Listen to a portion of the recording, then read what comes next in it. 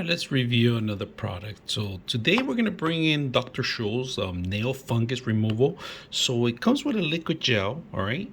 And this is pretty much it's a squeezable bottle, but then it has a brush too, made of plastic. Once you remove the plastic and you brush the actual area that has the infection, you actually have to charge this unit too.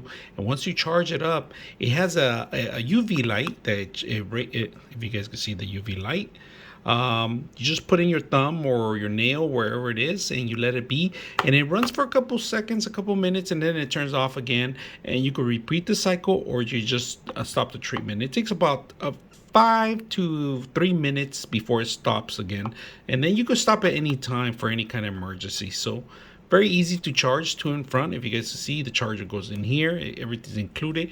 It has a grip. It's like a clip kind of thing. So you put in your nail in there or your thumb or whatever is infected and you set it up. So I hope you guys enjoyed the video.